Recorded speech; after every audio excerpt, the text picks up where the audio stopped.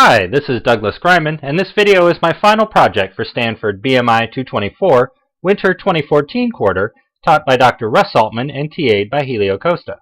In this video, I will talk about the drug dexamethasone, the gene ABCB1, and their pharmacogenomic interaction.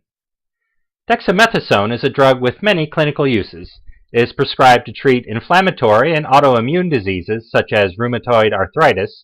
It can be used for the treatment of anaphylactic shock, altitude sickness, prenatal disorders, and is used in some forms of dental surgery. It can also reduce the side effects of some chemotherapy, augment the effects of some anti-nausea medications, prevent fluid buildup caused by brain tumors, and be used as a direct chemotherapy agent for multiple myeloma patients, which is a cancer of the plasma cells. Dexamethasone reduces inflammation and suppresses many aspects of the body's overall immune response, including fluid buildup and scar formation. There are many known interactions with other drugs, vaccines, fungal infections, and other medical conditions. As you can see from this list, the number of known adverse effects is large. Withdrawal symptoms can also be severe and even lead to death.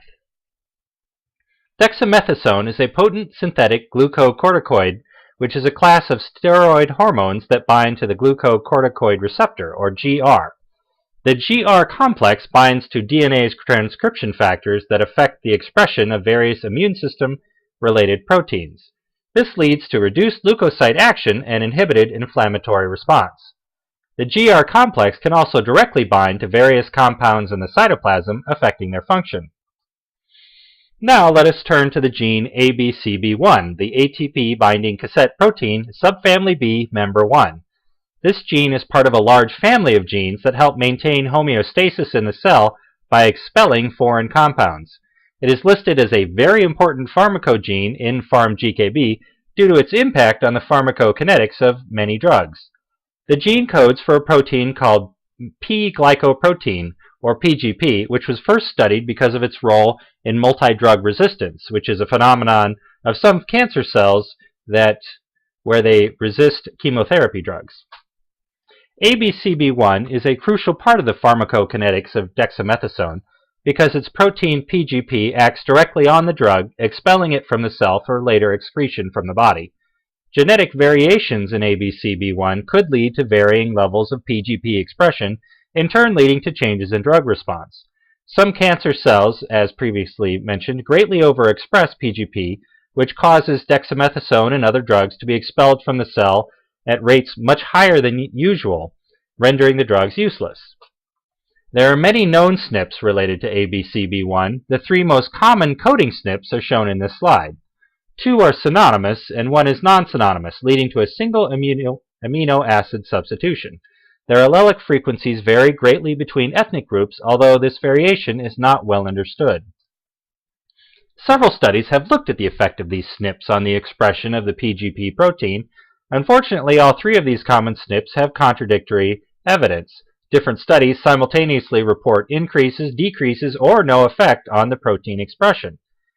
The specific interaction between dexamethasone and ABCB1 is a little better. An unreplicated study of multiple myeloma patients treated with dexamethasone and other drugs has shown better overall survival rates for patients with a particular variant of the RS1045642 SNP, but no effect for patients with variants of the other two SNPs. PharmGKB shows this evidence as level 3, the lowest level of evidence. At this time, there is no therapeutic guidance for dexamethasone based on pharmacogenomics of ABCB1 or any other gene. In conclusion, this area is ripe for further research. ABCB1 is very important to many drugs, not just dexamethasone. The conflicting studies clearly suggest that there are other factors yet to be discovered. Furthermore, the multiple myeloma results showing differential survival rates deserve replication and further study. Finally, here is a bibliography of papers that I found useful in preparing this report. Thanks for watching.